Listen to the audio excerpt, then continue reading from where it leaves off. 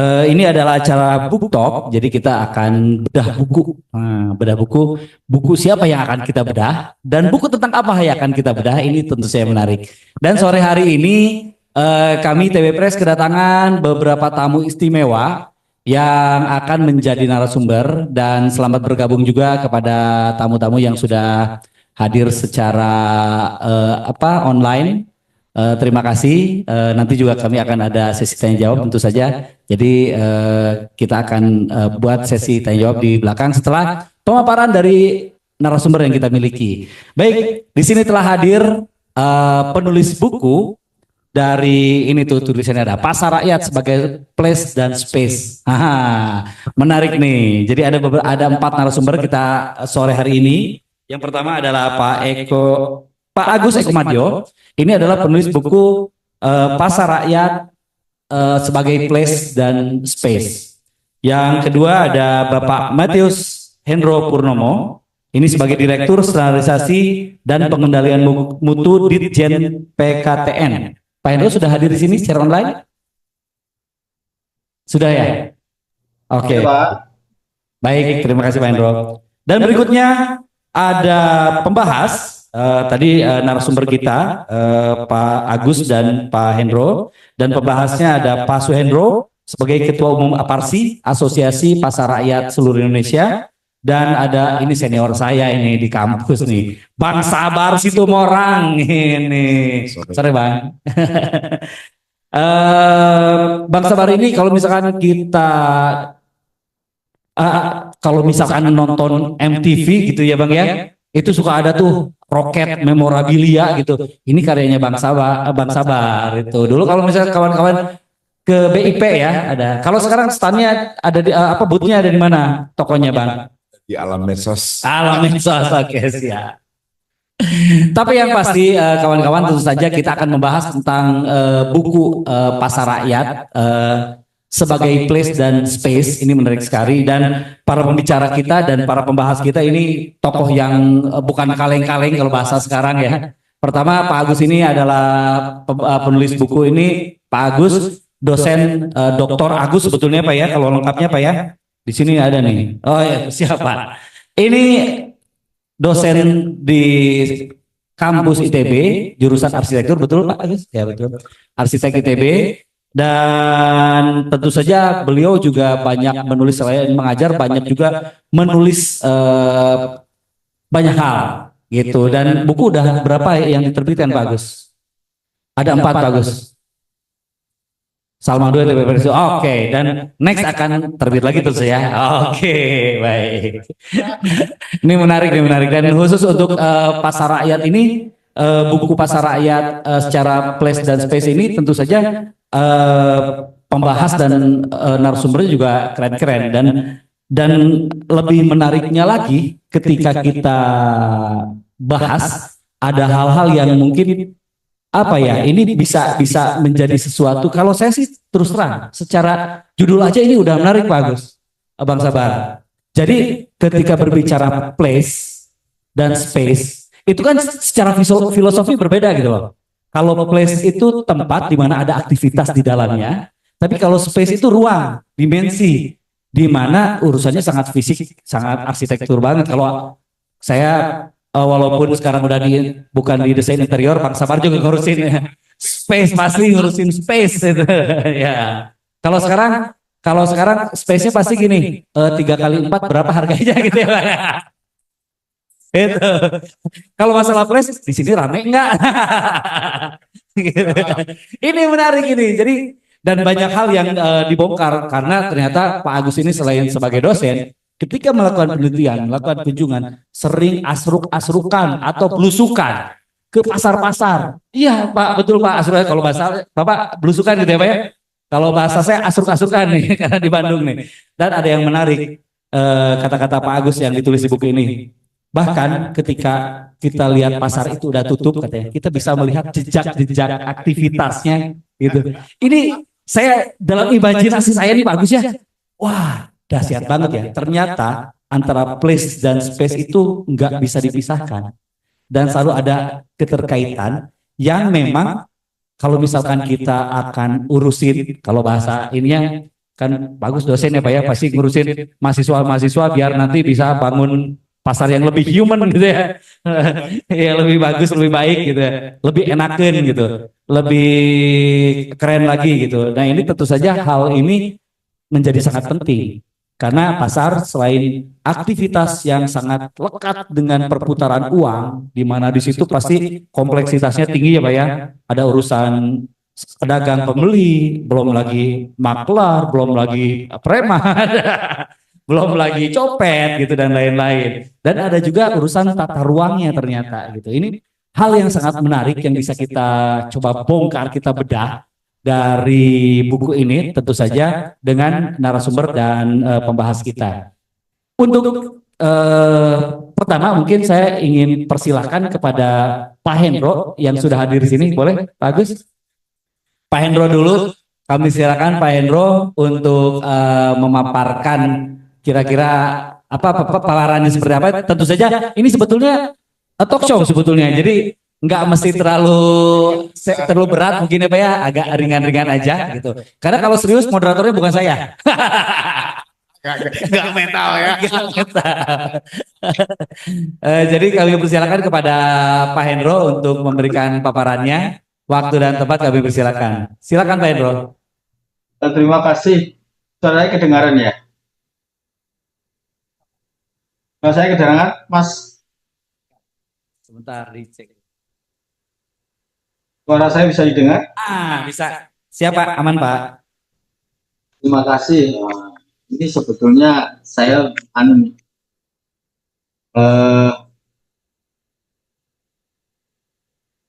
coba membaca misalnya Pak Agus.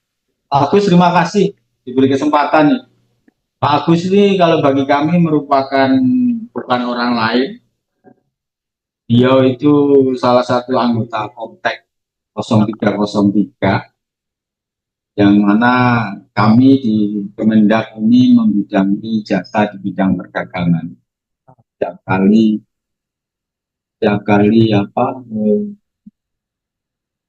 kita merancang, susun, kemudian mereview terkait SNI Standar Nasional Indonesia dan terkait dengan jasa di bidang perdagangan, salah satu anggota Komteknya Pak coba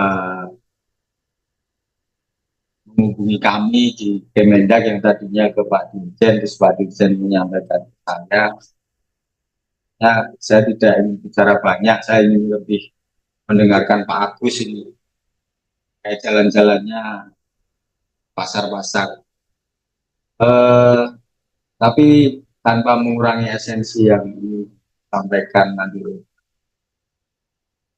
Kami dari Kemendak sebetulnya ingin memperkuat kita bicara pasar.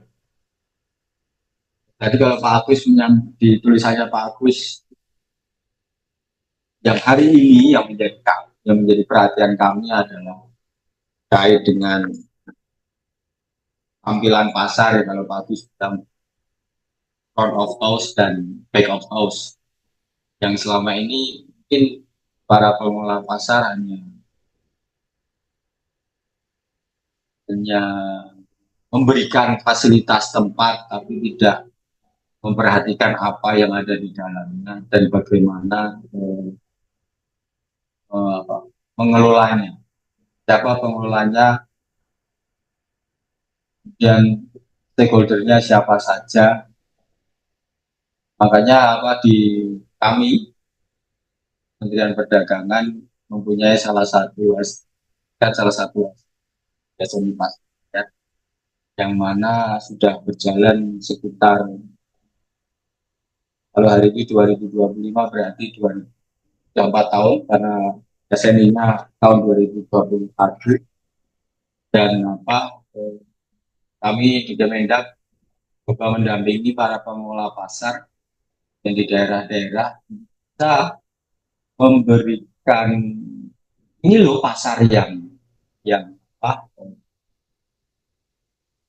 layak, yang bagus, walaupun dengan minimum requirement yang kami sampaikan. Kebetulan Pak Agus, Bapak Ibu sekalian, tahun ini kami mencoba untuk merevisi hijau kembali SNI Pasar Rakyat ini. Ya, apa yang menjadi sudah kita lakukan dari tahun 2001 sampai 2024 ini. Apa-apa saja yang harus kita cermati, apakah perlu dikuatkan lagi ataukah ada hal-hal yang harus dikurangi.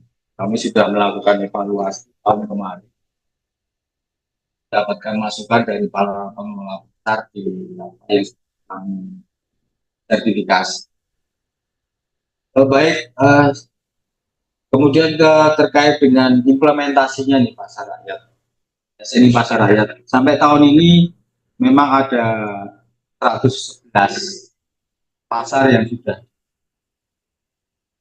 yang mana di dalamnya ada yang dibantu kami dari Kemendak, ada juga yang dari BSN yang memang apa concern terhadap pasar ini. Ya ini apa yang kita perhatikan di Indonesia itu mempunyai kalau nggak salah 15 ribuan Pak. Dari tahun 2015 sampai tahun 2023, Kemendak sudah melakukan revitalisasi sekitar 5.300. Jika mencoba revitalisasi, kami berkolaborasi dengan NPDN, bagaimana mengimplementasikan SNI Pasar Rakyat ini supaya apa yang dibangun sesuai dengan SNI yang. Tapi memang dengan segala keterbatasan yang ada, kemampuan teman-teman yang ada di daerah jika sedang membangun ataupun setelah dibangun, ternyata jalanannya untuk menyesuaikan dengan SNI Pasar Rakyat ini cukup berat. Karena ketika di dalamnya ketika harus ada IPAL, pengelola dan limbah, beribadah, fasilitas kesehatan untuk para pedagang maupun pembeli yang itu, kemudian fasilitas yang lainnya, masuk toilet. Kalau kemarin jadi pertanyaan ketika kami mengambil data, Pak sebetulnya toilet untuk stabilitas itu penting apa tidak? Itu yang menjadi pertanyaan teman-teman pangan. Ya kalau kemarin saya mencoba diskusi di tempat kami, fasilitas untuk pelayanan publik adalah menjadi basic ya, eh, para pengunjungnya, para personel yang terlibat di dalam. Nah, tentunya tidak semuanya kita yang seperti kita yang normal, tapi stabilitas maupun manula. Ya, fasilitas-fasilitas yang ada harus tersedia. Yang kedua adalah terkait dengan digitalisasi. Ketika pasar-pasar yang mungkin banyak banyak mbah-mbah, mak-mak itu, yang ketika mencoba ditingkatkan menggunakan gadget yang ada, bayarannya melalui kris gitu. Ternyata QRIS ada aturannya, bahwa dana yang masuk melalui rekening QRIS tadi harus mengendap 1 hari, sedangkan para pedagang harus belanja kembali untuk esok hari. Jadi mereka butuh modal yang memang harus cepat, quick. Besok hari ini ada untuk belanja besok pagi, ya itu yang menjadi. Kemudian saya ingin menyoroti yang Pak Agus bilang pasar tempat belajar. Nah itu yang saya setuju sekali. pasar tempat belajar bagaimana memberikan edukasi kepada dagang maupun perlunya dan apa, terkait kesehatan. Kalau saya pernah ke pasar di ya, ya dagang atau ragu terkait dengan mungkin saya ngambil contoh ikan asin, Bang. Ikan asin itu ada boraknya atau tidak, itu bisa dilakukan.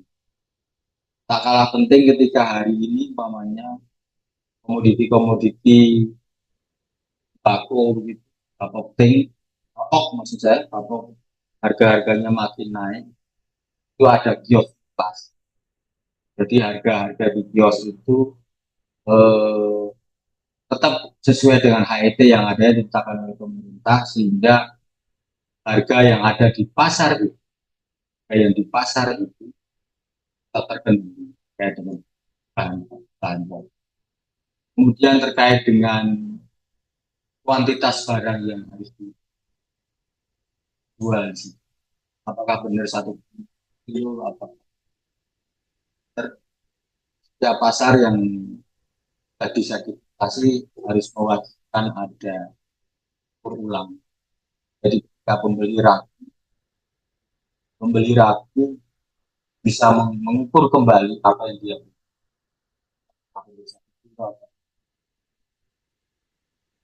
Jadi apa kita memfasilitasi ya orang-orang yang di situ ikut belajar tentunya apa itu metode yang hari ini menjadi tanggung jawab kita memberikan peran bagaimana transaksi. Saya pikir itu aja, Mas. Mungkin nanti bisa disambung terkait dengan bareng secara santai.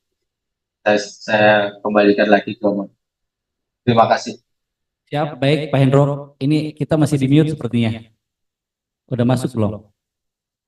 Oke, baik. Terima kasih Pak Hendro selaku Direktur Standarisasi dan Pengendalian Mutu di Dirjen PKTN ya. Tadi kata Pak Hendro di akhir pemaparannya mungkin segitu aja katanya. Itu banyak banget ya Pak. Itu Pak Hendro, itu banyak banget itu. Kayaknya dari sub-sub yang diceritakannya itu masih ada sub-sub lagi di dalamnya. Itu kerumitannya juga bukan hal apa dengan tingkat yang rendah ya. Jadi sepertinya ini adalah PR panjang nih untuk para akademisi dan pemerintah karena tadi catatan Pak Hendro kalau saya tidak salah dari 15.000 baru 5.000 ya. Jadi 30%-nya mungkin 30 sekian persen. Dan 10.000 itu perjalanan panjang sepertinya gitu. Nah, kita beralih. Terima kasih Pak Hendro. Kita akan beralih ke Pak Agus ini. Pak Agus, untuk tadi yang dipaparkan oleh Pak Hendro, tentu saja Pak Agus kan melihat di lapangan ya dari sudut pandang yang agak sedikit berbeda mungkin ya karena keilmuan arsitektur di sini lebih apa cukup kental juga ternyata. Kira-kira bagaimana nih hal-hal yang bisa mempermudah tadi kerja pemerintah untuk menyelesaikan permasalahan-permasalahan itu. Misalkan betul juga ya kasihan juga kalau pedagang sayur harus bayar pakai QRIS tapi mengendap sehari karena dia itu harus dapat uangnya hari besok sebelum harus belanja lagi gitu. Itu juga permasalahan sebetulnya gitu yang mungkin menurut kita sepele. Saya baru tahu itu ada gitu. Tapi untuk para pedagang di pasar gitu yang Pak Agus temui ketika belusukan itu, nah saya pengen dengar cerita banyak deh dari Pak Agus bagaimana terkait hal ini. Silakan Pak Agus. Ya, asal jangan kebanyakan aja ya. Saya karena masalah pasar banyak nih, at least mudah-mudahan 5 menit dan atau 10 menit kurang ya. Nanti yang lain biar dengan tanya jawab. Siap. Sahabat juga ada di sini ya. Ada Pak Suindro Ketua Umum Aparsi. Saya ceritain aja Mas Alga tadi barusan saya ketemu dengan Wali Kota Bandung terpilih ya, Kang Farhan. Kang Farhan ya. Farhan, dia terbuka sekali.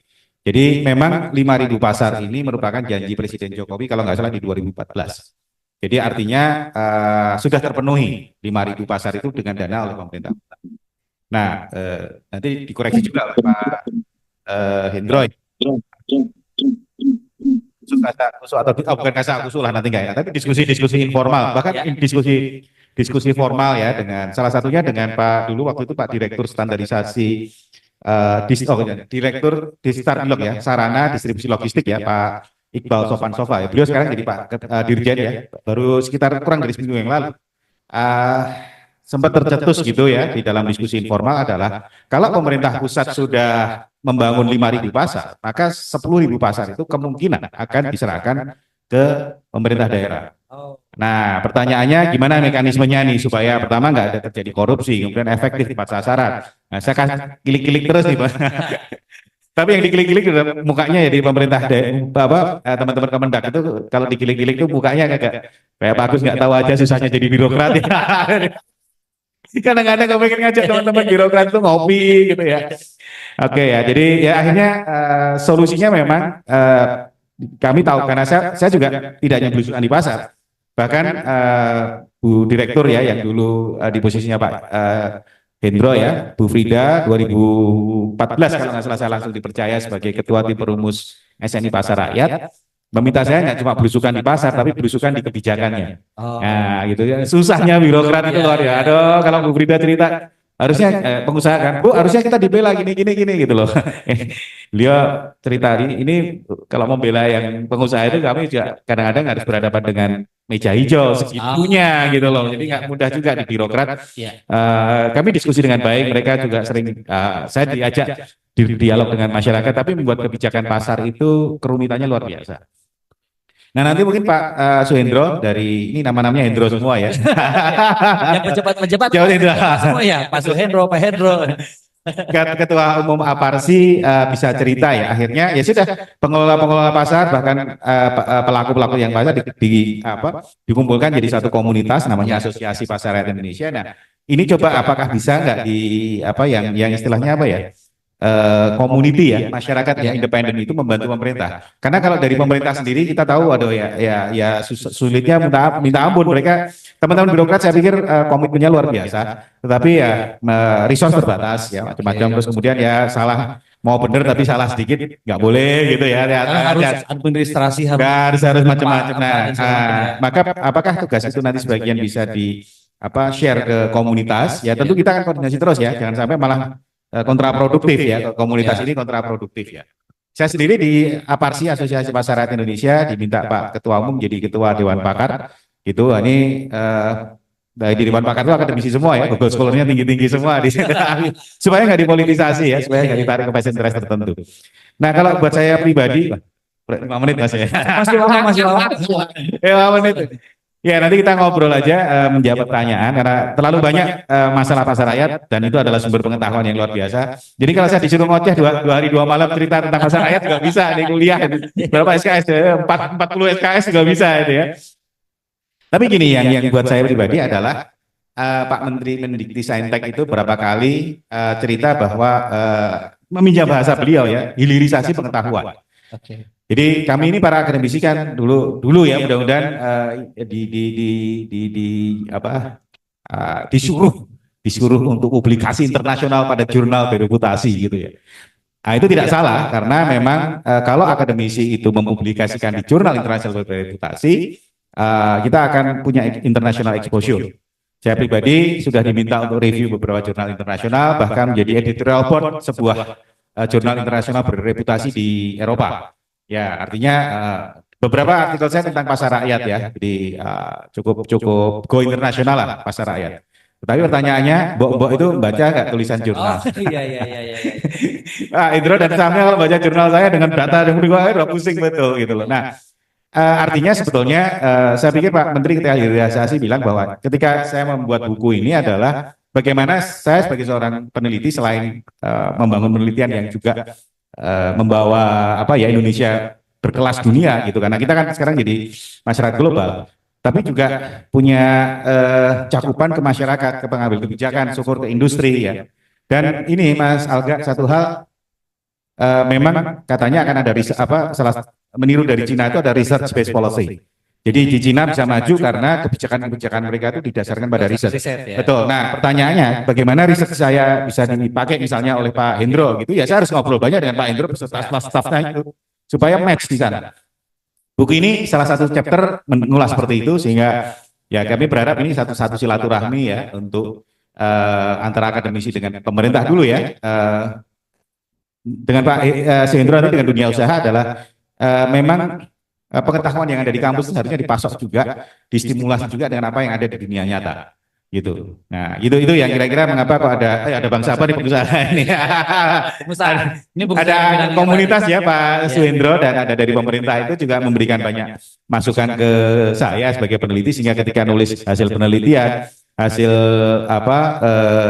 buku kayak gini ya dipengaruhi oleh masalah-masalah beliau sehingga kali-kali kita bisa kontribusi lah knowledge kita atau paling enggak kalau enggak nanti mahasiswa kita didik supaya jadi anak buah junior yang bisa mensupport perjuangan beliau-beliau ini kasusnya. Itu dulu Mas. Oke, siap. Oke. Ini ternyata kita tambah masalah lagi. Ketika kita memang ingin membuat policy yang ini juga berdasarkan risiko. Ini juga jadi peralatan gimana mungkin riset. Ini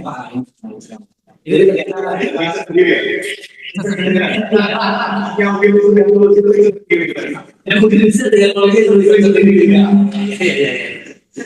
Nah, ini dari banyak diisi Aparsi Pak Suhendro. Tentu saja kami juga ingin mendengar paparan dari Pak Suhendro sebagai ketua asosiasi yang ini pasti sekali-kali setiap harinya bukan sekali-kali setiap harinya berhadapan langsung dengan pegiat di pasar rakyat gitu.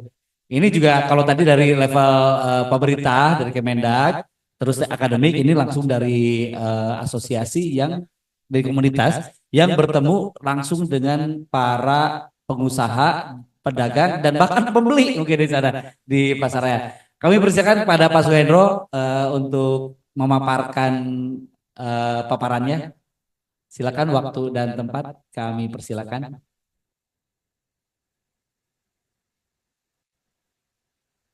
Ini kalau sama Gen Z nih bercandanya bisa gini. Aparsi itu ada lagunya.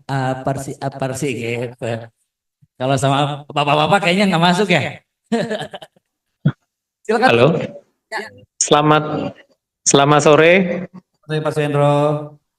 Iya, Bapak nih Pak Hendro J. Wajahnya nih. Mohon izin. Silakan Pak Suhendro. Ya, mohon izin apakah ini saya sudah bisa masuk ke poin rekomendasi atau testimoni? Langsung ke poin rekomendasi. Silakan. Halo. Iya, baik. Mungkin terima kasih nih Pak. Mohon izin nih Pak moderator dengan Pak siapa ini tadi? Maaf. Ya Alga Pak. Pak. Alga. ALGA. Alga. Oh Pak Alga, terima kasih sekali. Jadi mohon izin ini saya juga sambil rapat ini tadi ya, jadi saya putus sebentar. Jadi mohon izin mungkin sebagai testimoni dari bukunya Pak Agus Madyo Pak. Halo, dengar apa ya? Dengar Pak. Dengar. Jadi kami bisa sampaikan kalau kami dari DPP Aparsi, Asosiasi Pasar Rakyat Seluruh Indonesia ini sangat mendukung sekali buku tentang pasar rakyat ini. Karena memang buku tentang pasar rakyat itu sangat jarang sekali nih. Sangat jarang sekali terbit gitu kan. Jadi sehingga kami mendukung sekali terbitan dari penulis Pak Dr. Agus Madyo, karena Pak Dr. Agus Madyo juga adalah Ketua Dewan Pakar DPP Aparsi. Yang mana beliau juga banyak menganalisa tentang ekonomi kerakyatan. Jadi kami menyampaikan bahwa buku ini memang sangat bagus sekali buat teman-teman ya yang memang sangat peduli terhadap keberadaan keberlangsungan dari pasar rakyat. Dan arsitektur dalam keseharian di pasar rakyat ya, arsitektur pasar rakyat dalam kesehariannya ini sebetulnya ditonjolkan oleh Pak Dr. Agus Madyo ini adalah bagaimana korelasi ya antara struktur atau bangunan, arsitektur bangunan dengan ruang-ruang bisnis atau ruang-ruang dagang yang ada di dalamnya. Jadi ini hal yang cukup banyak, kalau saya lihat itu juga banyak contoh-contoh pasar-pasarnya di Indonesia ataupun yang di luar negeri gitu ya. Jadi hal ini yang saya rasa bisa menjadi kasana, mungkin hal yang sangat bagus buat mungkin akademisi, mahasiswa, ataupun pemerintah ya, baik di ASN ataupun yang memang jadi pengelola pasar gitu ya. Jadi sebuah keunggulan, dan kami mengharapkan sekali mudah-mudahan buku ini bisa dibaca oleh semua kalangan sehingga ada kecintaan terhadap pasar rakyat. Poin yang paling penting sebetulnya kalau keberadaan pasar rakyat kemarin kita sampaikan di dalam Munas Aparsi bersama Kementerian Perdagangan adalah bahwa pasar-pasar rakyat di Indonesia itu harus mempunyai kekasan gitu ya. Jadi kekasannya dalam arti apa? Pasar rakyat ini didorong menjadi pasar wisata supaya mendapatkan kunjungan dari masyarakat. Jadi pasar wisata itu misalkan jadi pasar wisata kuliner gitu. Contohnya di Solo ada pasar gede, di sana wisata kuliner mungkin untuk dawet, kemudian jajanan tradisional yang memang menjadi tujuan. Karena kalau menjadi pasar wisata, otomatis orang tidak bisa melihat dari hanya YouTube, TikTok, tetapi mereka akan datang ke pasar berbelanja gitu ya. Jadi wisata belanjanya adalah wisata belanja, salah satunya kuliner. Dan ini bisa dikembangkan dari potensi di daerah. Kemudian yang paling penting lagi juga konsumen daripada pasar rakyat sendiri ini kan karena banyak kan adalah los-los basah ya, sayur mayur dan segala macam, itu pasti ibu-ibu rumah tangga gitu. Nah, ibu-ibu rumah tangga ini bagaimana supaya menarik bisa datangnya ke pasar rakyat, bukan hanya ke pasar modern gitu ya, pasar ke retail pasar rakyat. Itu pasar tuh harus secara bangunan, kualitas bangunan, kemudian juga pemeliharaan adalah pasar yang bersih, aman, nyaman, dan toiletnya bersih dan wangi gitu. Jadi ini hal yang sangat penting sekali menjadikan, dan ini saya sudah diulas oleh Pak Dr. Agus Madjo nih di dalam bukunya, dan ini mudah-mudahan bisa jadi pembelajaran ke depan. Saya rasa itu Pak Alga, mungkin testimoni dari kami selaku Ketua Umum DPP Aparsi. Kira-kira gitu, terima kasih. Baik, terima kasih Pak Suhendro. Walaupun belum sampai ke rekomendasi ya Pak ya. Kayak rekomendasi harus ada sesi khusus Pak nanti Pak. Langsung. Ya. Kalau rekomendasinya buku ini sangat layak untuk dibaca, dan kami di DPP Aparsi itu punya koperasi Pak, namanya Kopnusa. Jadi Koperasi Nusantara Sejahtera bersama Aparsi, yang mana kemarin sudah disampaikan dengan Pak Dr. Agus, kita ada kerjasama mungkin dengan percetakannya, nanti kita akan bisa mendistribusikan, menyebarluaskan buku-buku ini sehingga buku ini menjadi bacaan yang memang bisa menjadi bacaan wajib nih buat orang-orang yang pengen tahu tentang pasar rakyat. Kira-kira begitu Pak rekomendasinya. Terima kasih. Berarti nanti ke depannya kita harus kontak-kontakan Pak untuk kerjasamanya ya Pak ya. Siap. Ya, baik. Ya. Terima kasih ya Pak. Mungkin mohon izin karena saya tidak bisa, karena masih ada rapat. Izin ya Pak ya, saya mohon izin mungkin meninggalkan acara dulu. Baik Pak Suhendro, terima kasih banyak waktunya Pak Suhendro. Selamat rapat. Ya baik Bapak, selamat sore dan salam buat teman-teman seluruh anggota Aparsi di seluruh Indonesia yang tadi kita sudah share di grup yang mengikuti acara ini. Kemudian Pak Dr. Agus, selamat, dan rekan-rekan semua. Begitu Pak Alga, terima kasih. Terima kasih Pak Suhendro. Assalamualaikum warahmatullahi wabarakatuh. Assalamualaikum warahmatullahi wabarakatuh. Nah, ini menarik. Tuntutannya tambah lagi nih Pak Agus, Pak Sabar. Harus bisa jadi tempat wisata katanya. Tadi kalau misalkan jadi tempat wisata lokal maupun interlokal maupun internasional, berarti benar kata Pak Hendro tadi, IPAL-nya harus diperbaiki, toiletnya harus diperbaiki, sisi kesehatannya harus diperbaiki, bayarnya harus gampang, dan banyak hal lagi kan. Kalau misalkan kita ya kalau di Bandung aja, kalau kita masuk ke pasar kan, pasar yang besar-besar itu gimana turis mau masuk ya? Becek-becek. Kayaknya wali kota harus baca bukunya ya. Harus banyak ngobrol sama Aparsi dan kementerian sepertinya.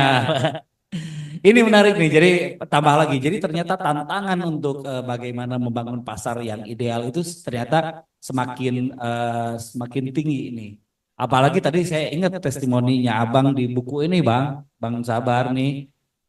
Judulnya aja udah gila kalau saya bilang. Ini emang ide-ide gila ini muncul dari Abang Sabar. Ya, pasar itu sekolah. Wow, dahsyat banget pasar itu sekolah.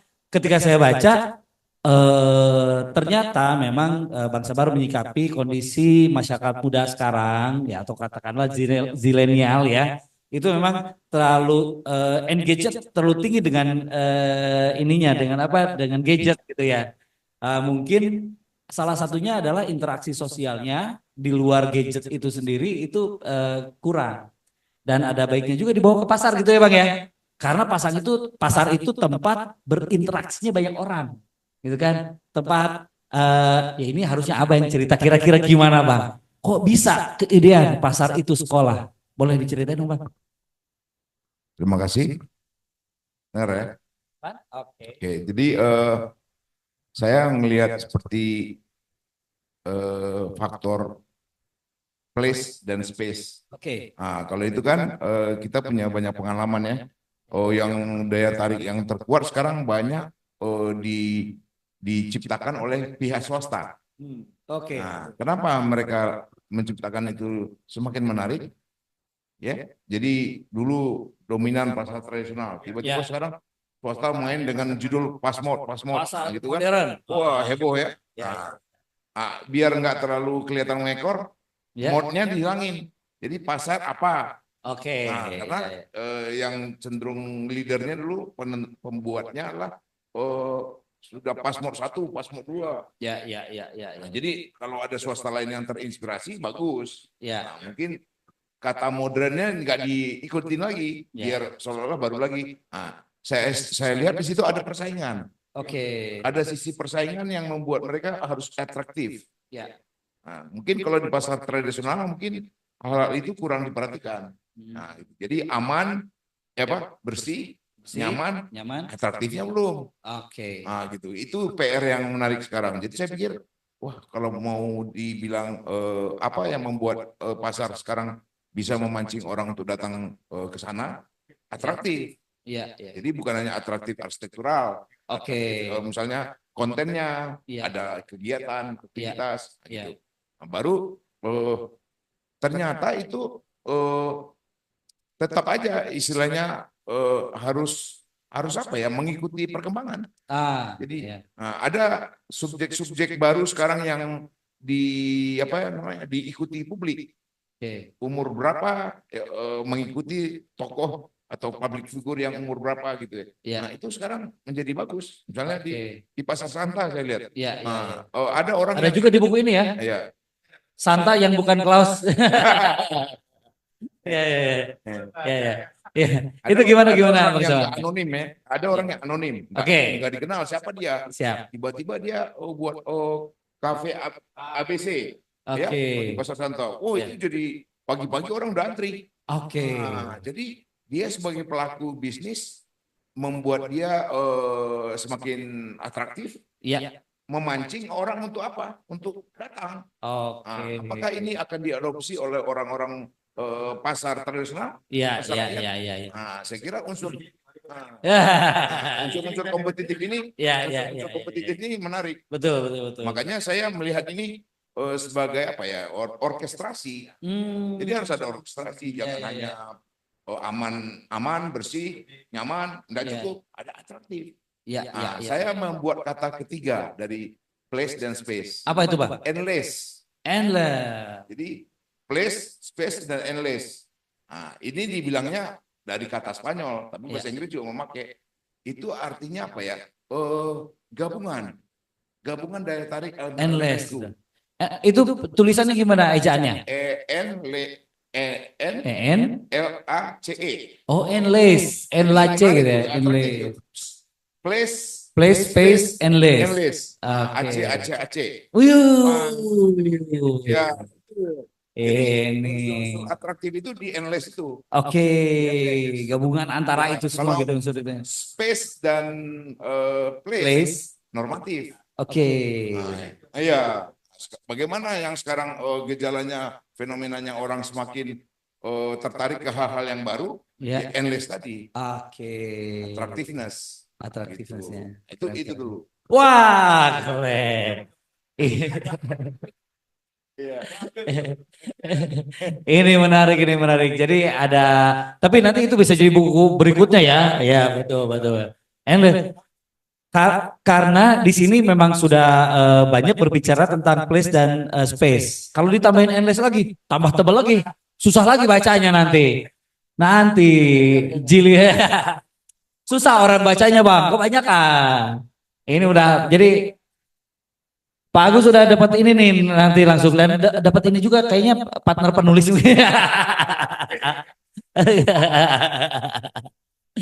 Aduh, menarik sekali tentang pasar ini. Ternyata memang pasar ini adalah tempat di mana kehidupan bergeliat ya.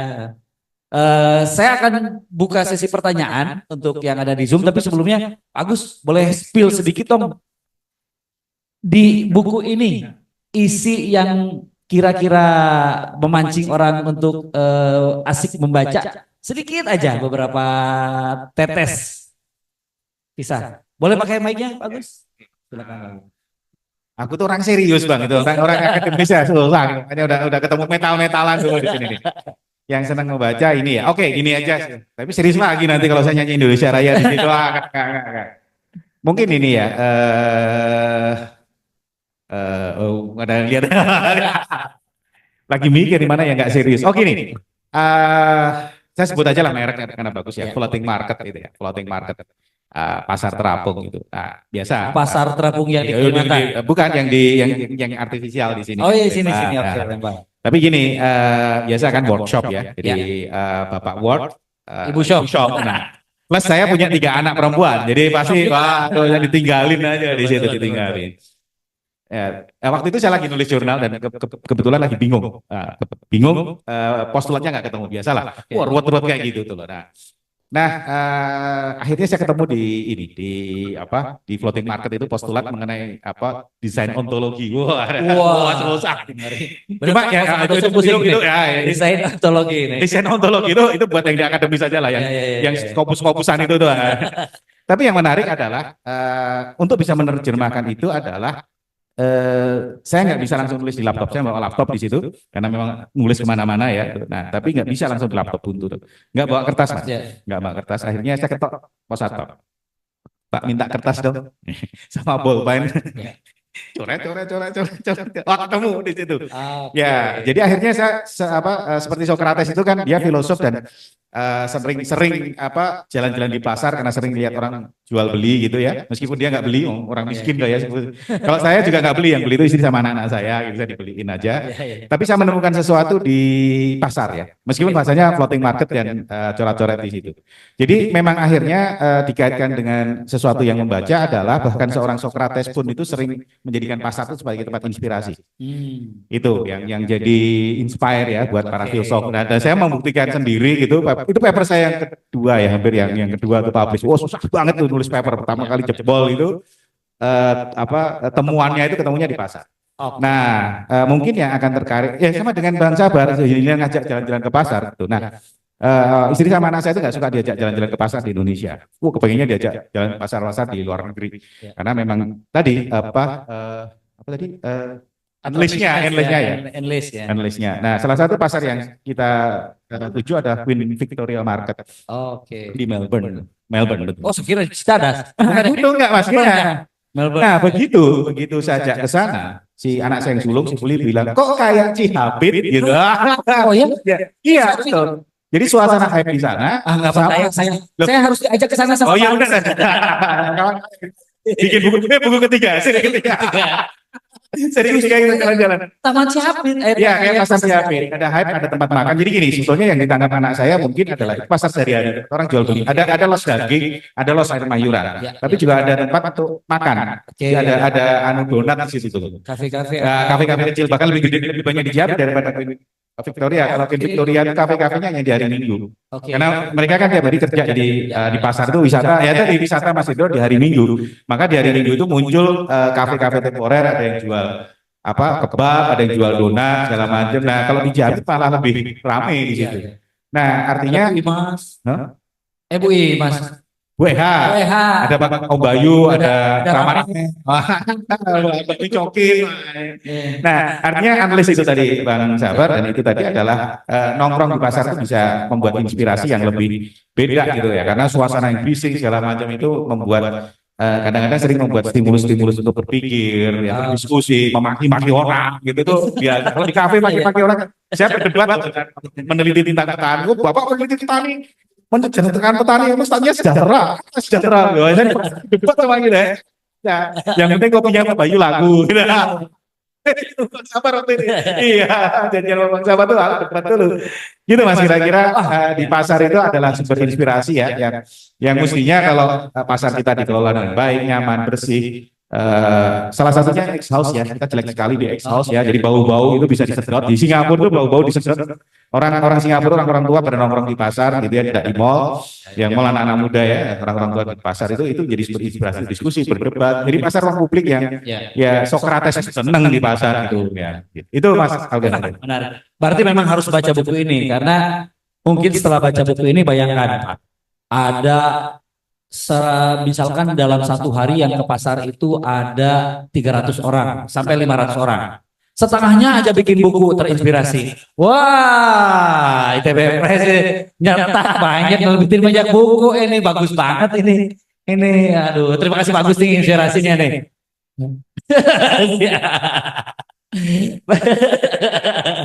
Untuk ITB Pak ini. Ini revenue-nya untuk ITB ini.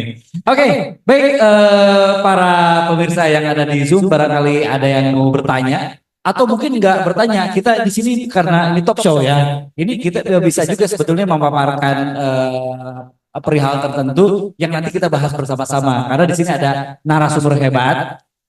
Pak Hendro juga masih bergabung bersama kita. Jadi mungkin bisa juga berdiskusi langsung dengan Pak Hendro, dengan Bang Sabar, dan dengan Pak Agus, penulis Pasar Rakyat. Oh ya, Pak Hendro ya.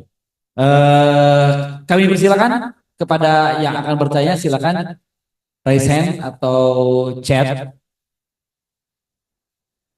Sudah ada, Pak Operator? Belum ada?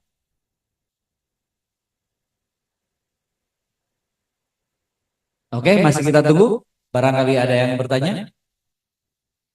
Sambil nunggu nih, sambil nunggu. Saya mau tanya sama Bang Sabar nih, Bang Sabar nih. Kalau misalkan Bang Sabar, endless ini dilakukan di semua pasar tradisional nih, pasar rakyat ya. Apakah nanti enggak pusing gitu? Misalkan ternyata lebih banyak wisatawannya dibanding yang belanja sayur mayurnya misalkan. Gitu. Kira-kira ini karena kita berimajinasi ya betul-betul. Kira-kira gimana Bang Sabar? Porsinya sebetulnya Indonesia itu seberapa besar sih? Apakah harus menyeluruh gitu, harus total atau memang ada porsinya sedikit aja deh? Jadi saya dapat pengalaman kenapa endless ini menjadi penting. Ada pasar yang secara space dan place menarik. Wah mungkin bisa dibilang nggak kotor, dan nggak sulit aksesibilitasnya. Tapi nggak jadi.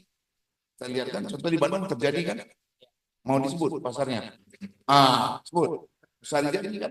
Tuh, wah luar biasa. Udah bagus Luar ya. biasa, keren sekali. Saya pengen nyewa di situ. Iya, Tapi kenapa orang nggak mau datang? Iya. Nah, ini kan pertanyaan. Ternyata Betul. Analisisnya apa? arsitektural pun tidak menjamin. Tidak cukup Tidak gitu, menjamin, tidak cukup ya. Tidak penting. Iya. Tapi endless itu kan lebih orkestrasi. Iya. Menggabungkan elemen-elemen penting Ya. membuat dia menjadi menarik. Jadi pasar rakyat itu sudah harus memang dinaikkan ini daya tariknya gitu. Jadi menggabungkan beberapa. Saya tadi yang wajib IPAL, Iya. aman, Toilet aman. cari Ya. parkirnya, Betul. basic tuh. Iya. Nah, endless ini kan lebih ke piraan Iya. yang diciptakan oleh pengelola. Ya. Nah, kenapa swasta lebih jago membuat itu? Karena kapitalnya bagus, sehat, income bagus, Ya. dan secara sewa itu membuat cash flow. Ya. Cash flow-nya membuat mereka bisa mengatur dan Ya. menjemput pelaku-pelaku yang menarik. Tuh diundang tuh. Misalnya ada yang jago di bidang minuman, dia undang yang menonjol, yang di medsos muncul dia cari, nah diincar, dijemput, nah gitu. Kalau pasar tradisional kan jarang, sampai mau sewa. Ya. Jadi nggak ada niat gitu, nggak ada niat mereka. Nah kalau yang saya bilang tadi endless itu dia punya niat. Nah, jadi pengelolanya ini sekarang diubah tuh mindsetnya, ubah mindset pengelola. Jadi dibuat kompetitif, dibuat atraktif ya. Atraktif misalnya sewanya, mungkin service charge-nya tidak seberat di mall, gitu ya. Nah, saya pernah mau menyewa di Pasar Santa. Tapi itu dikelola pemerintah. Nah, dan dia seperti dapat durian utuh. Tiba-tiba ada demand tinggi, dia memainkan harga. Jadi saya nggak dibuka, nggak transparan. Berapa sih? 1 kali 2 atau 2 kali 3 nggak dikasih tahu. Iya, iya, iya. Nah, kalau dibilang di bawah mall, tentu harus di bawah mall Betul. karena nggak ada AC kan. Ya. Nah, tapi endless-nya tadi apa? Pentolan-pentolan Jakarta anak gaul main di situ. Jadi saya mau ikut. Nah, itu tadi kan. Jadi kalau ada orang yang secara sewa dia suka di luar mall, Ya. nah, jadi datang ke sana. Lihat Santa hari ini. Oh itu barang-barangnya unik-unik dan itu layak di mall Ya, ya. kontennya. Tapi di mall dia biasa aja. Ya. Jadi waktu saya dulu memulai toko di mall itu barang begitu sekarang ada di Santa. Berarti sewanya murah. Ya. Nah, tapi kelemahannya adalah mereka tidak ada pembimbingan. Ya, ya, ya. Nah, jadi displaynya udah kayak ini babalata. Oke. Nggak bagus. Kalau di mall kita ada tegur. Ya. Jadi ada pengelolanya Ya, orkestra. ya, ya. Ya, ya. Jadi endless itu nggak sekonyong-konyong begitu kita jemput yang jagonya langsung rame. Oke. Tapi di dalam hari ke harinya dibina itu. Ya, Bagaimana Mas visual merchandise. Ya. Santai itu lemah itu. Oke. Wah itu sulit orang mau lewat dari susah. Ya, Itu kenapa? Tidak ada penanganan di hari ke hari. ya, ya. Jadi endless ini perlu orkestrator. Betul. Itu menurut saya. Baik. Gitu. Dan menarik juga karena dengan diceritakan seperti ini mungkin Pak Agus juga di bukunya ketika diceritakan orang jadi pengen datang juga ya mungkin ya. Seperti tadi karena Bang Sabar cerita tentang Santa saya jadi pengen tahu kalau ke Jakarta mau deh mampir deh gitu. Cihapit aja saya udah terasa di agenda saya. Oh gitu. Iya. Oh. Setiap balik Cihapit. Saya kalau makan ramen tuh enak tuh Cia, betul ya betul. Oh motret. Jadi nggak belanja? Belanja Gimana? kalau ada yang Ya. ini, ada Oh, yang ya. Maya. Iya iya iya. Iya. Pas Ya, motret ya. Maya itu. Aduh, Maya, iya Maya cuma sampai siang ya. Oke. Oh lagi nggak buka? Oh lagi libur, siap. Baik, terima kasih Bang Sabar. Kita balik lagi ke sini. Apakah sudah ada yang bertanya? Belum ada? Oke, kita lanjut lagi. Mungkin masih menyusun pertanyaan, bagus. Kita masuk lagi, Pak Agus. Ini kan kalau misalnya kita lihat nih di Bandung aja ya, ada tadi ketika Bang Sabar bilang mengorkestrasi gitu. Jangan-jangan kita belum sampai ke urusan endless, tapi masih urusan apa ya space mungkin. Karena kalau misalkan saya rumah saya di Cigadung, kalau lihat Simpang itu pagi-pagi itu sebelum jam 6, waduh itu susah lewatnya. Gitu ya kan ada pasar Simpang yang membludak ya betul sampai ke jalan gitu betul, bahkan ibu-ibu itu kalau misalkan mau belanja udah bawa motor gitu ya nggak mau menepi langsung aja deh motornya tawar menawar. Ya betul. Nah kira-kira dengan hal tersebut dengan fenomena tersebut Pak Agus apa yang bisa dilakukan sebetulnya oleh akademisi, pemerintah, atau ada insight apa? Jangan-jangan itu harus dilestarikan karena ternyata itu adalah tempat berinteraksinya. Misalkan saya nggak tahu, gitu, insight Agus terhadap kondisi tersebut. Ya, ngopor-ngoporin terus ini ya. Tadi saya ketemu dengan Pak Wali Kota Bandung sudah terpilih ya Pak Farhan, tapi kayaknya beliau sudah kebanyakan masalah gitu. Ditambahin masalah pasar agak pusing. Tapi memang tadi bocor bongkar-bongkaran di Bandung ya, makanya jarang saya nulis pasar di Bandung karena nanti malah ketahuan nggak bagusnya itu ya. Jadi ya sudah, tapi ya pasar seri jadi tadi problemnya, saya buka aja lah kan Bang Sabar. Itu ada pasar lain yang sudah ada existing di situ yang tidak diselesaikan oleh teman kita sebelumnya. Yang wali kota sebelumnya yang teman kita ya. Aku ngundang juga nih kalau Pak Emil dengerin ini ya, yuk kita ngopi lagi nih mumpung lagi nggak jabat ya. Ya kita beresin yang lama-lama. Pak Emil. Kita beresin yang lama-lama, tapi sekarang jadi problemnya insya Allah Pak Farhan adalah harus ada strategi kreatif yang mengelola pasar tradisional di wilayah itu tidak mudah. Itu tidak mudah karena kalau di swasta urusannya PB aja untung, begitu pengelola KPI-nya untung gitu bagus gitu ya dia survive. Tapi kalau di pemerintahan ya kita tahu gitu ada banyak kepentingan besar yang harus dilayani. Sehingga nanti arrangernya, orkestratornya yang saya sih berharap ini nanti. Saya sudah ngasih berapa clue tadi ya ke Pak Farhan gitu loh. Pak, pertama satu pemimpin pasar itu harus orangnya wali kota. Dia harus mimpin dan dia harus bisa pegang bahwa bocor di sana sini itu semua harus kendali oleh wali kota. Ya nggak mungkin ya, kita buka-bukaan aja nggak mungkin satu fasilitas publik ini full ekonomi ya. Pasti akan ada beberapa yang ke sosial, ke politik. Pertama Bandung, itu sorry ya, saya harus ngomong bahwa lemah sekali kontrol terhadap itu. Bocornya kemana-mana terlalu banyak. Jadi ini pesan Pak Farhan adalah kepala pasar berikutnya, kalau mau diganti ataupun yang ikutan sekarang dia harus orangnya wali kota, harus dalam kendali wali kota. Jadi ketika ada beberapa biaya yang full ekonomi ya, yang full bisnis itu profesional, itu harus kompeten. Tapi yang non teknis ini harus kendali wali kota. Kalau nggak kayak gitu, repot. Gitu. Kita, sorry saya harus muji-muji ya presiden yang katanya.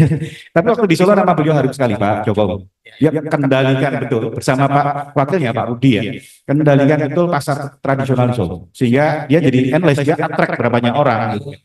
Gitu ya. Sorry bukan Pak. bukan. Pasar gede bukan karya Pak Jokowi. Tapi bukan juga pasar lagi setelah itu Pak. Pasar misalnya pasar Kembang ya, pasar Kembang, kemudian sekarang terakhir pasar Jongke. Pasar gede itu sebelum Pak Jokowi. Jadi bukan karyanya Pak Jokowi, tapi karya pedagang di sana. Aku sampai berusuhan sampai ngerti betul ya. Karya asosiasi kewajiban pedagang di pasar gede. Yang kecil-kecil ada pasar Kadipiro, ada pasar Kembang, pasar Triwindu, ada pasar berapa? Hampir semua pasar di Surakarta itu karena kendali pemimpin wali kota saat itu kuat gitu ya, saya harus memuji Pak Jokowi ya, objektif karena beliau memang namanya harum sekali waktu di Solo itu. Nah model inilah yang kita lepaskan lah, kalau sekarang beliau banyak dikritik, kita lepaskan lah kritikan-kritikan itu, tapi beliau punya achievement yang mestinya setiap wali kota pegang achievement itu, pegang semua pasar, pegang orang-orang percaya itu pegang pasar gitu. Kalau di ini ya, kalau di pasar publik ya, sektor publik ini nggak gampang juga itu Pak. Kalau di sana tuh bikin aturan yang kayak gitu tuh dia, ini gimana ya bikin aturan gini bagus ya Pak. Gitu, ini nggak tahu nih toko ini bergulir atau seperti apa ya. Nah dipancing Bang Sabar ya, inilah kira-kira kalau sebagai akademisi yang memberikan solusi ya, orang-orang yang megang pasar itu harus kompeten. Mau nggak mau, kalau nggak gitulah. Ya gitu lagi. Ada perbaikan. Baik, terima kasih Pak Agus. Saya ingin kembali ke Pak Hendro. Apa Pak Hendro masih di sini? Oh, ada pertanyaan. Oke, baik. Kalau gitu, coba saya bisa baca pertanyaannya di mana? Di layar ya mungkin ya. Maaf, saya agak sedikit merapat ke layar. Maaf, tidak bisa bertanya langsung. Kita ingin bertanya ke Pak Agus juga Bang Sabar. Nah ini, Pak Agus dan Bang Sabar nih ditanya. Bagaimana cara menentukan endless pasar agar tetap kompetitif di dalam suatu kota? Selamat untuk bukunya Pak Agus, katanya dari Ibu Widiani. Oke, baik. Pertanyaan adalah bagaimana cara menentukan endless pasar agar tetap kompetitif di dalam suatu kota? Silakan Pak, karena ini isunya dari Bang Sabar nih. Silakan Bang Sabar. Menentukan endless. Dalam suatu. Ya. Saya lihat ya, kalau pasar itu tidak semua bisa pukul rata eksekusinya. Jadi setiap wilayah, lokasi berbeda karakter. Misalnya Pantura, misalnya pedalaman ya, hinterland, nah itu pasar-pasarnya pasti berbeda ya. Nah, kalau misalnya pasar tradisional yang banyak atau dominan dikelola oleh negara, kelemahan-kelemahan dari naik kelas ke endless itu kalau tidak terjadi akan diincar oleh swasta. Gitu kan? Menarik. Jadi seperti wilayah seperti di Tangsel, itu pihak Sinarmas melihat bahwa pemerintah mungkin melihat nggak berminat. Jadi swasta mengambil peran. Mereka buatlah Pasmod 1. Ternyata sukses. Mereka buat lagi apa di Sauk, namanya Pasmod Intermoda. Jadi saya pikir itu akan dikopas oleh swasta. Kalau di daerah endless itu tidak terjadi, ya nggak apa-apa. Mungkin belum butuh ke sana. Mungkin masih ada PR di kebersihan, di keamanan, masih ada PR di biaya, ya. Apa itu namanya itu kutipan itu? Retribusi. Nah, saya melihat misalnya yang cerdas mengambil isu endless ini adalah pasar Prawiro Taman di Jogja, arah Parangtritis. Wah itu sudah bisa kita menikmati pagi di lantai 3. Ah, Di atas kafe, ada kafe di situ, ya, gitu. Makanan apa yang enak ada di atas. Oke. Oh, ya, sate-sate yang dibilang orang kekinian, Latak ada di atas. Gitu. Ada yang tengkleng ada, gitu. Iya, iya. Kalau mau nasionalisme, mereka dibina. Jadi jam 10 mereka Indonesia Raya. Wih. Pasar. Iya, iya. Itu pemerintah. Pemerintah. Ini pemerintah luar biasa ini. Iya, iya. Wah, luar biasa. Dan harga tidak mahal. Soalnya saya tanya sayur, misalnya kayak Pak Coy di Jakarta di Tangsel 10.000, 12.000 per kilo. Iya. Di sana 5.000. Oke. Padahal pakai eskalator. Iya, iya, iya. Artinya enggak ada aja mumpung. Oh, udah eskalator boleh dong harga naik. Iya, iya, iya. Wah, dikontrol banget. Itu sebagai servis ya. Iya, Iya, servis, bukan bagian dari biaya. iya, iya. Nah, jadi pelaku-pelakunya dikawal ya, betul. Tuh, saya ngobrol di pedagang-pedagang ini. Kenapa suka pariwisata taman? Karena dia bilang tidak mahal dan bersih. Ya, Itu tadi. Kan kalau bisa dibilang kan itu sudah daerah wisata itu. ya, ya. Nah, tinggal sekarang bagaimana menangkap wisatawan yang banyak nginap di sekitar itu, pariwisata taman itu. Itu kan kayak legian. Ya, Udah kayak legian untuk wisata. Nah, kalau tadi Bapak bilang pasar dijadikan menjadi destinasi, ya. itu sudah tinggal Presenter ya. satu step itu. Oke. Sudah di depan mata. Ya, ya. Tinggal bulenya mau dipancing pakai apa di situ. Betul. Konten apa yang dipanggil di situ. Ya, ya. Jadi Pemda ini mengundanglah tuh pelaku-pelaku yang sesuai dengan turis yang sedang nginep di situ. Betul, Nah, betul. itu menurut saya endless-nya ini adalah tergantung daerah masing-masing karakternya. Jadi tidak semua pukul rata. Siap, siap, siap. Terima kasih Bang Sabar. Ini menarik nih, ini PR berat untuk Pak Agus untuk melanjutkan ya karena karena begini, kalau urusan place dan space itu kan Pak Agus sudah hatam banget lah gitu ya. Apalagi Pak Agus kan seorang arsitek gitu ya. Jadi kalau misalkan kita ngomongin place itu ukuran pedestriannya harus berapa, jongkoknya, tingginya berapa, itu kan udah hatam banget pasti. Sirkulasi orangnya gimana, cirkulasi udara dan segala macam, pencahayaan dan segala macam. Itu kan ada rumusnya, ada bukunya, ada antropometrinya, ergonomi dan segala macam, ada proksiometri dan segala macam. Urusan endless ini kira-kira daya ukurnya, data ukurnya, alat ukurnya kira-kira akan seperti apa, Pak Agus? Ini Bang Sabar ngasih pertanyaan tuh saya plus ya. Jadi ya saya jawab teori dulu ya. Soalnya susah, jadi saya harus berpegang pada yang saya kuasai, yang Bang Sabar nggak kuasai. Teori. Kok bisa nggak ngerti? Jadi gini, kalau secara teori pendekatannya harus assemblage thinking. Wah, Ini sudah mulai susah nih. ya, jadi tadi paradigma kita ya desain modern itu atau pembangunan modern itu sering terlalu strukturalis, terlalu fungsionalis, mengkotak-kotakkan sesuatu. Nah, dengan assemblage thinking itu jadi aku cuma ngerti teori Bang ya, makanya aku belajar dari para praktisi gimana menerapkan assemblage thinking ini. Assemblage itu artinya mengumpulkan beberapa sudut pandang. Nah, sudut pandang untuk membuat sesuatu yang yang kita inginkan. Ya, assemblage ya. Ya. Contohnya beda lagi. Teorinya beda lagi nanti ya. Oke. Gitu. Itu dari Deleuze ya. Jadi ininya dengan rhizome katanya itu. Rizoma ya. Jadi dulu kalau teman-teman gerakan mengatakan gerakannya grassroots akar rumput. Tapi kalau sekarang analoginya tidak lagi akar rumput tapi akar rimpa, rhizome. Jadi bergerak kayak akar rumput tapi kadang-kadang naik. Ya kadang-kadang turun dan kalau rhizome seperti juga akar rumput kalau dipotong ya akan tumbuh di sana, tumbuh di sini. Jadi simpelnya adalah yang dibangun itu jejaring.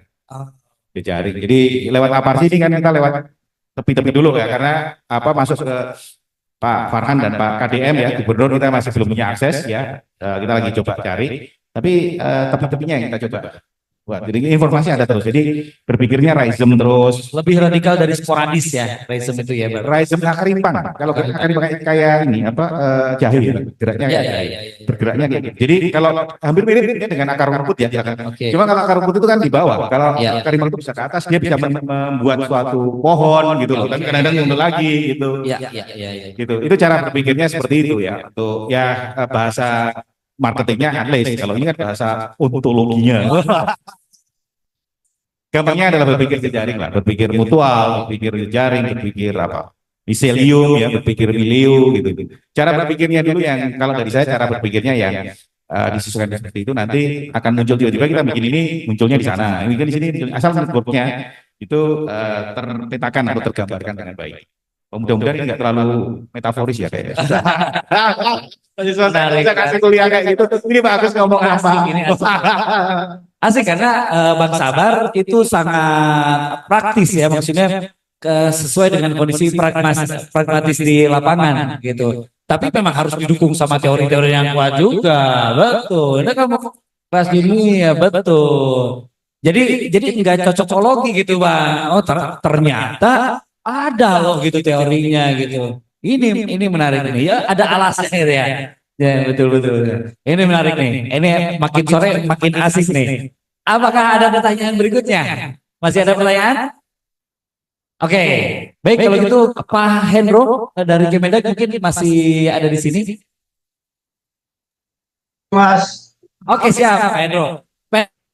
Pembicaraan sore yang asik ini, Pak Hendro, saya mau sedikit bertanya tadi. Sebenarnya terpancingnya gara-gara kita berbicara tentang ternyata pengolahan pasar ini cukup rumit ya gitu. Kalau dari sisi pemerintah sendiri, Pak Hendro, ketika pemerintah menentukan SNI misalkan, terus Bapak juga sebagai Direktur Standarisasi dan Pengendalian Mutu di sini, ketika SNI itu diberlakukan, ini kan pasti urusannya panjang juga nih, berat nih gitu ya. Ada hal-hal apa yang bisa dilakukan oleh pemerintah untuk memastikan hal tersebut berjalan gitu Pak? Apakah ada reward and punishment yang dibuat secara kebijakan dan lain mungkin bisa di-spill Pak di talk show hari ini? Maka silakan Pak Hendro. eh, terima kasih Pak. Ya kalau reward and punishment karena memang ini volunteer masih karela. Jadi kalau saya sih ketika teman-teman di kabupaten kota atau provinsinya semangatnya sama dengan kami, ya saya ngajak ayo bareng-bareng. Tapi bagaimana membuat komitmen tadi, ya memang kita harus mengajak beliau-beliau yang ada di pemerintahan daerah, satu kabupaten kota, untuk memang concern di sini, memberikan pelayanan yang terbaik.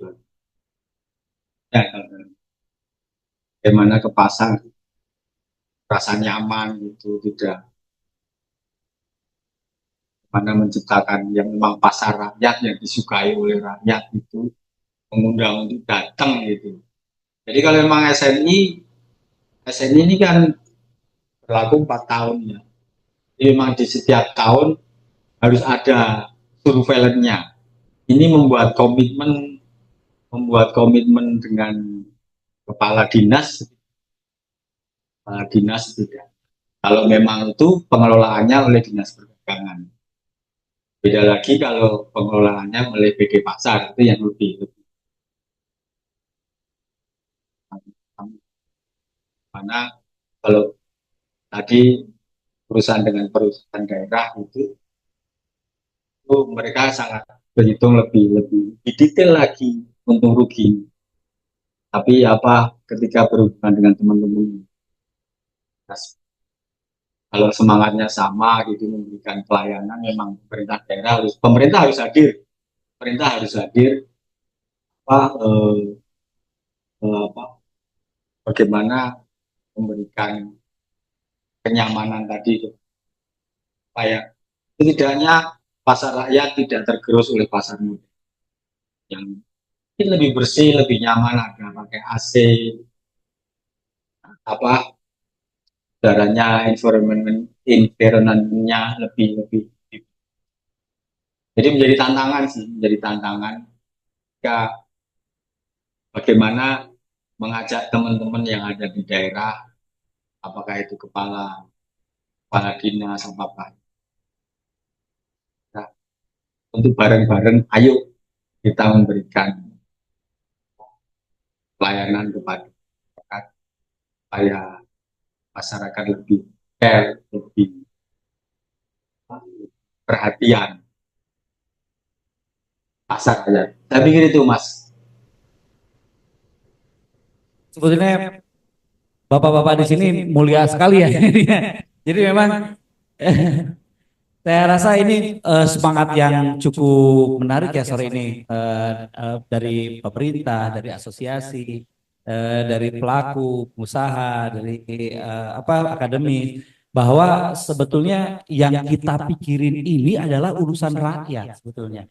Gimana caranya rakyat bisa terus melakukan usaha, berikhtiar, menafkahi keluarganya gitu. Waduh, ini urusan yang memang harus diurusin sebetulnya. Jadi mungkin sore hari ini kita ngobrolnya santai. Tapi sebetulnya ini bukan urusan sepele ini. Ini urusan yang sangat fundamental karena bagaimana kita lihat budaya satu bangsa, sebenarnya lihat aja pasarnya sebetulnya gitu kan ya Pak ya, karena betul cek aja cara mereka berdagang seperti apa gitu. Curang atau tidak, rapi atau tidak gitu. Dan ini kita betul, dan ini justru yang harus kita perbaiki karena memang ini adalah akar di mana kehidupan di kota dan di desa itu bermula. Mau makan dari mana Pak ya kalau nggak belanja di pasar ya, mau online juga ya tetap aja kan itu tetap masuk di pasar gitu. Berhubung waktu kita tidak banyak, jadi sebenarnya kita udah ada di penghujung acara nih, Bapak-bapak. Mungkin sesi terakhir ini saya ingin meminta closing statement, gitu ya. Yang pertama mungkin dari Pak Hendro dulu ya, karena online. Berikutnya dari Bang Sabar mungkin closing statement terakhir dari Pak Agus selaku penulis buku Pasar Rakyat sebagai place and space. Baik, untuk closing statement Pak Hendro kami persilakan. Silakan Pak Hendro. Terima kasih. Kalau saya berharap sama Pak Agus mungkin di buku selanjutnya bisa menampilkan pasar-pasar yang memang ideal ya. Jadi, apa yang menjadi pikiran kita, Pak Agus bagian dari kami, apa yang di dalam terbitkan caranya, bagaimana mewujudkan itu sehingga ini loh pasar yang memang sesuai dengan SNI sehingga berikan kenyamanan bagi. Yang kedua, kalau memang teman-teman yang dari dari Disperindak, ayo bareng bagaimana membuat pasar yang ada itu menjadi tempat yang nyaman bagi pembeli yang memang itu ekonominya saya pikir dan banyak yang lebih di bawah, mereka tertarik transaksi di sini dengan segala kebutuhannya bisa. Teman-teman, kalau saya mengundang sih, kalau memang sebatas hari ini di tahun ini memang sangat terbatas ya, tapi apa yang bisa kita bantu memberikan daerah bisa mewujudkan pasar rakyat yang baik. Saya pikir itu Mas, makasih. Terima kasih Pak Hendro. Ini memang harus bareng-bareng seperti tadi yang dikatakan Pak Hendro. Jadi ini tugas semua kalangan, semua pihak. Berikutnya closing statement dari Bang Sabar. Kami silakan. Saya doyan ke pasar-pasar, senang belusukan. Ya. Jadi sambil dosen tamu atau pembicara seminar, Ya. saya selalu sempetin ke pasar. Oh gitu Bang. Wah, di Aceh, Coba cek. Di mana aja coba. Di mana aja. Di Aceh, saya Aceh. Oke. Aceh pasarnya di pantai. Oke. Berikutnya lagi di Ambon, Oke. Oh iya, iya. di Papua, Oke. saya di Desa Banti, Desa Banti. itu pasar barter. Oh, nggak bawa uang. Qris nggak bisa. Waduh, Qris nggak bisa repotnya. Ya, ya. Pasar di Melbourne, Melbourne. Oke. pasar di Boracay Island, Talipapa, Boracay Island. Iya, iya, iya, iya. wisata favorit Filipina Ya, ya, ya, ya. Wah, itu luar biasa. Ikan-ikannya aneh-aneh. Wah, Seperti iya, iya, ikan iya. hias, tapi ikan makan. Tapi dimakan, tapi enak. Warna-warninya membuat kita nggak mau makan. Oh, iya, iya, iya, iya, iya, iya, iya, iya. Gradasi ikan makan. Ada arwana bakar di sana. Menarik ya. Iya, iya, iya. Thailand, Thailand. pasar yang benar, Iya, iya, iya, iya. di Hanoi, Iya. di Vietnam, di Ho Chi Minh, Dahsyat, ya. dahsyat. Oh, di India, Iya. ke Kalkuta, Kalkuta, oh iya. Delhi saya, Iya. Kerala gitu ya. Wah, luar biasa. Di sini di Lembang, Iya. Panorama, Iya, iya, iya. pasar segar yang di Jalan Setiabudi, Iya. Beatrix Perapatan. Iya, iya. Itu luar biasa.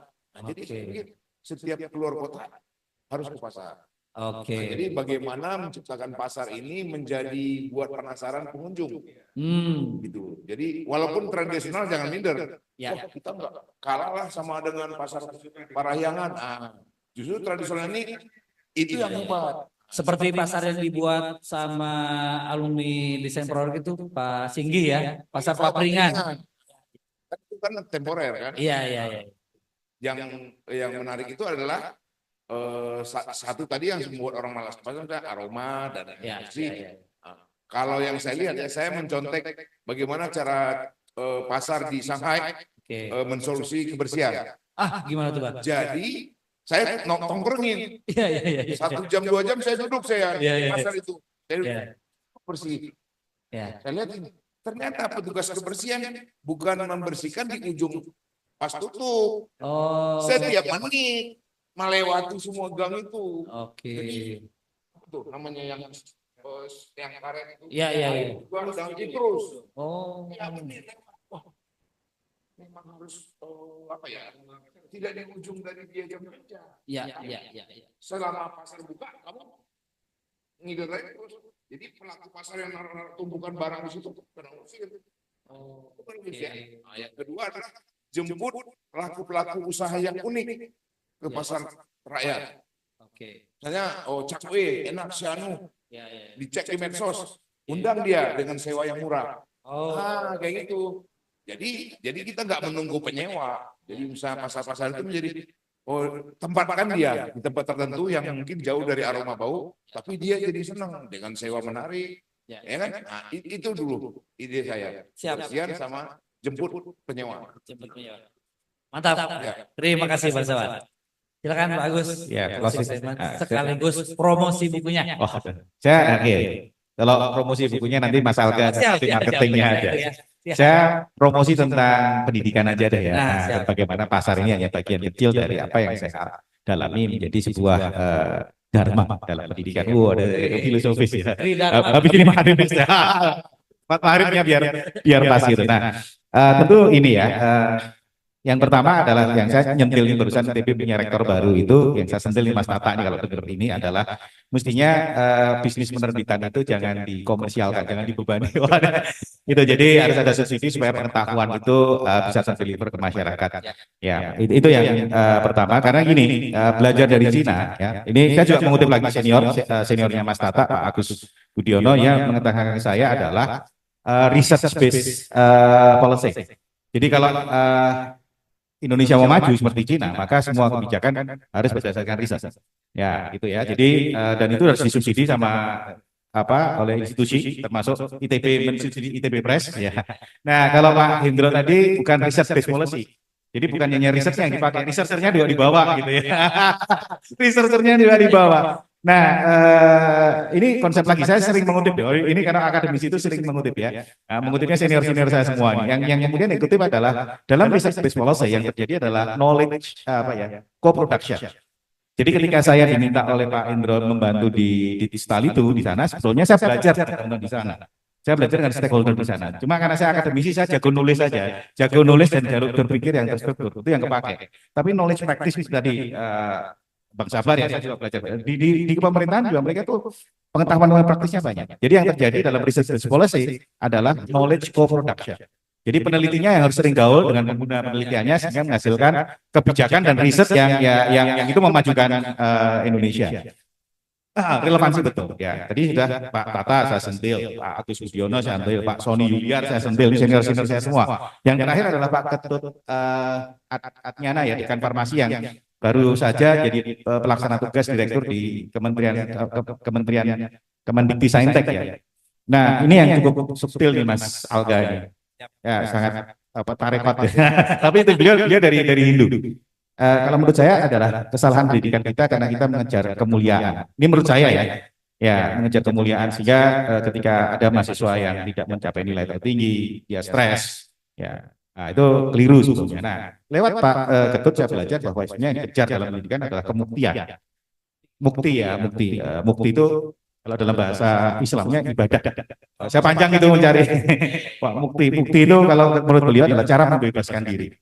Jadi pendidikan itu harus membebaskan gitu ya. Nah, belusuan di pasar rakyat itu adalah cara untuk membebaskan diri karena kita bisa bersentuhan langsung dengan realita gitu. Jadi kita merdeka di situ karena realita itu masuk ke tempat kita tanpa ada barrier gitu ya. Nah, mestinya dengan buku-buku ini adalah etos adalah bahwa belajar itu bolehlah kita world class ya harus world class university itu karena kita jadi, tapi ada yang lebih subtil yang lebih esensial adalah bagian dari pengabdian itu adalah ibadah, itu adalah mukti.